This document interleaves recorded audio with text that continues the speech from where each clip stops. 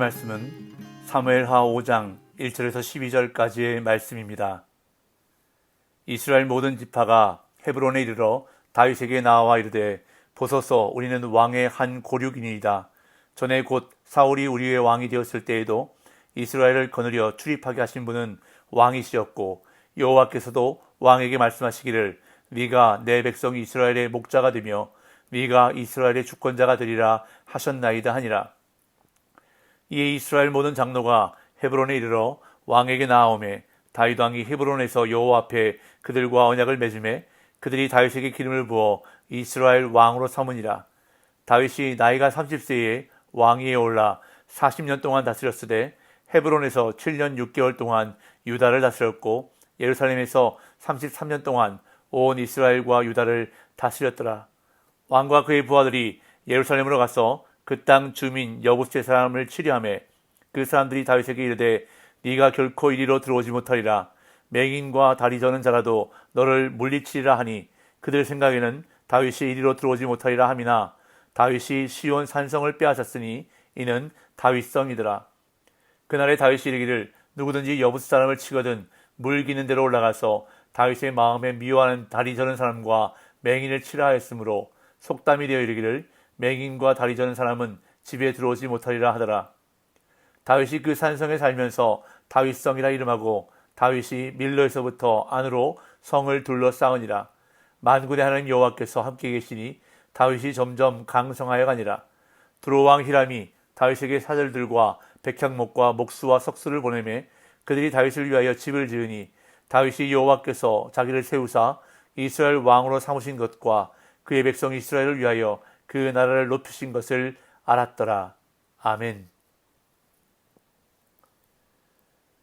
사울 왕이 죽은 후에 다윗은 왕이 되었지만 그것은 유다 족속만 다스리는 왕이었습니다. 유다 족속을 제외하고 그 외의 이스라엘은 사울의 아들 가운데 유일하게 살아남은 이스보셋이 왕이 되어 다스렸습니다.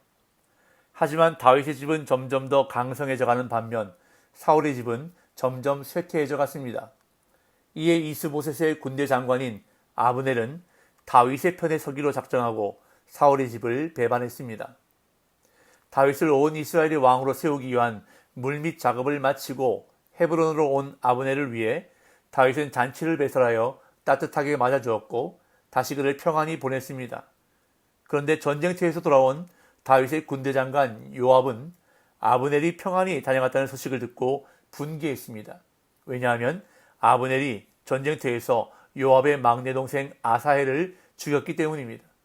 이 요압은 다윗 몰래 전령을 보내어 아브넬을 다시 헤브론으로 돌아오게 만들었습니다. 그리고 아브넬이 헤브론으로 돌아오자 성문 안으로 유인하여 살해했습니다. 이에 다윗은 아브넬의 죽음을 진심으로 슬퍼하며 성대한 장례를 치러주었고 아브넬의 사망 소식을 들은 이스보셋은 손에 맥이 풀릴 정도로 망연자실했습니다. 왜냐하면 아브넬은 사울 왕과의 힘의 근원과도 같은 인물이었기 때문입니다. 이제 아브넬의 죽음으로 인해 다윗이 온 이스라엘의 왕이 될 것을 직감한 이스보셋의 군지휘관인 바하나와 레갑이라는 두 사람이 대낮에 이스보셋을 암살했습니다. 그리고 이스보셋의 목을 베어가지고 헤브론에 있는 다윗을 찾아왔습니다. 아마도 큰 상과 권력을 줄 것으로 기대했지만 다윗은 이들을 무지한 피를 흘린 악인으로 규정하고 죽이라고 명령했습니다. 그런 다음 이스보셋의 머리는 아브넬의 무덤에 함께 매장했습니다. 이제 오늘 본문은 다윗이 드디어 온 이스라엘의 왕이 되는 장면이 기록되고 있습니다. 이스라엘의 모든 지파가 헤브론에 있는 다윗에게 찾아와 언약을 맺고 그를 왕으로 삼았습니다. 1절에서 3절입니다. 이스라엘의 모든 지파가 헤브론에 이르러 다윗에게 나와 이르되 보소서 우리는 왕의 한 고륙이니이다. 전에 곧 사울이 우리의 왕이 되었을 때에도 이스라엘을 거느려 출입하게 하신 분은 왕이시었고 여호와께서도 왕에게 말씀하시기를 네가 내 백성 이스라엘의 목자가 되며 네가 이스라엘의 주권자가 되리라 하셨나이다 하니라.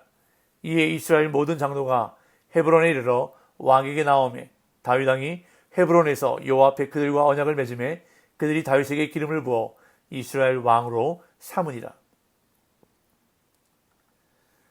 사울이 전사했고 이스보셋과 아브넬도 죽었습니다. 이제 더 이상 다윗에게 대적할 세력은 없었기에 이스라엘의 모든 지파가 헤브론에 있던 다윗에게 나와왔습니다. 이스라엘 모든 지파의 지도자들이 다윗을 찾아왔다고 볼 수 있습니다. 이들은 세 가지 근거를 들어 다윗을 자신들의 왕으로 세우고자 했습니다. 첫째, 자신들과 다윗은 한 고륙이라고 말합니다. 이것은 아마도 다윗과 미갈의 결혼을 통한 인척 관계를 염두에 둔 표현일 것으로 생각됩니다. 둘째, 사울이 왕으로 있을 때에도 다윗은 이스라엘을 거느려 출입하게 하신 분이기 때문입니다. 이것은 다윗이 군대의 지휘관으로 전쟁터에서 전공을 세운 사실을 염두에 둔 표현입니다. 그리고 셋째, 여호와 하나님의 인준 때문입니다. 여호와께서도 왕에게 말씀하시기를 네가 내 백성 이스라엘의 목자가 되며 네가 이스라엘의 주권자가 되리라 하셨나이다 라고 말합니다. 그런 다음 이스라엘의 모든 장로들이 헤브론으로 나왔습니다. 이들이 앞에서 다윗에게 와 왕이 되기를 요청한 사람들과 동일 인물인지는 분명하지 않지만 이어서 왕의 즉위식이 거행되는 것으로 보아 좀 더 선별된 대표자들일 것으로 여겨집니다. 어쨌든 이들은 다윗과 언약을 맺고 기름을 부어 다윗을 이스라엘의 왕으로 삼았습니다. 드디어 다윗이 온 이스라엘의 왕이 된 것입니다. 4절 5절 다윗이 나이가 30세의 왕위에 올라 40년 동안 다스렸으되 헤브론에서 7년 6개월 동안 유다를 다스렸고 예루살렘에서 33년 동안 온 이스라엘과 유다를 다스렸더라. 다윗은 30세의 왕위에 올라 40년 동안 다스렸는데 헤브론에서 유다의 왕으로 7년 6개월을 다스렸고 이후 예루살렘에서 온 이스라엘과 유다의 통일 왕국을 33년 동안 다스렸다고 사무엘서의 저자는 다윗의 통치를 요약하여 전해줍니다.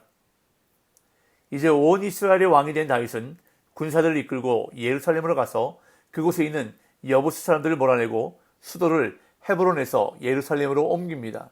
6절에서 8절 왕과 그의 부하들이 예루살렘으로 가서 그 땅 주민 여부스 사람을 치려하며 그 사람들이 다윗에게 이르되 네가 결코 이리로 들어오지 못하리라. 맹인과 다리 저는 자라도 너를 물리치리라 하니 그들 생각에는 다윗이 이리로 들어오지 못하리라 함이나 다윗이 시온 산성을 빼앗았으니 이는 다윗성이더라. 그날에 다윗이 이르기를 누구든지 여부스 사람을 치거든 물 기는 데로 올라가서 다윗의 마음에 미워하는 다리 저는 사람과 맹인을 치라 하였으므로 속담이 되어 이르기를 맹인과 다리 저는 사람은 집에 들어오지 못하리라 하더라. 지금까지 다윗이 있던 헤브론은 해발 1000m의 고지에 자리 잡은 성읍이었는데 온 이스라엘을 다스리기에는 너무 남쪽에 치우쳐 있었습니다. 그렇다고 해서 다윗의 기반 세력인 유다 땅을 넘어서기에는 위험 부담이 있었습니다. 그래서 선택한 곳이 유다 지파의 영토 가운데 가장 북단에 위치하여 방어가 보장되는 요새 예루살렘이었습니다. 하지만 당시 예루살렘 요새는 여부스 족속이 차지하고 있었기 때문에 다윗은 군사들을 이끌고 전투를 해서 빼앗기 위해 예루살렘으로 갔습니다. 그러자 여부스 사람들은 다윗을 조롱하면서 이렇게 말했습니다.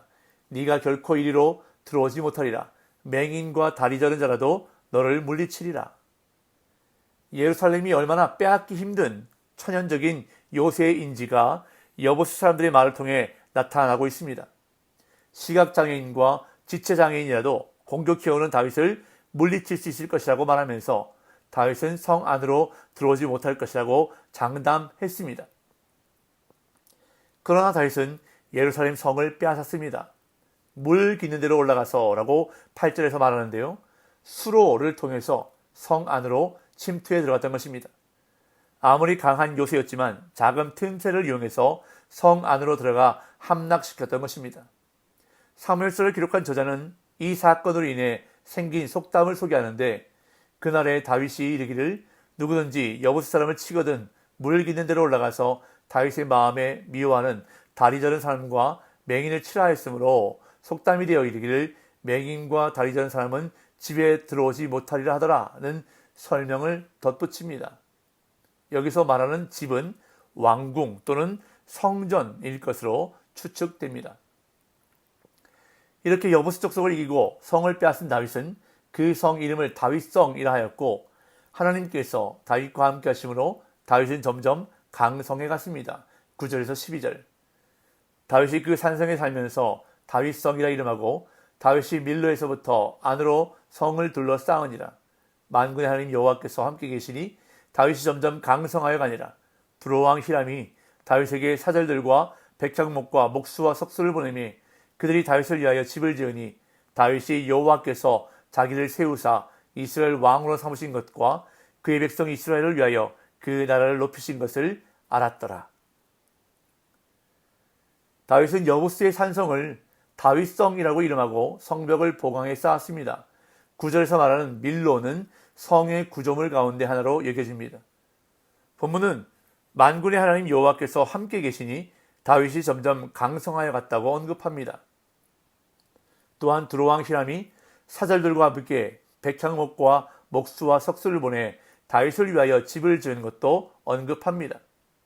그러면서 다윗이 여호와께서 자기를 세우사 이스라엘 왕으로 삼으신 것과 그의 백성 이스라엘을 위하여 그 나라를 높이신 것을 잘 알고 있었다는 사실로 본문을 마무리하고 있습니다.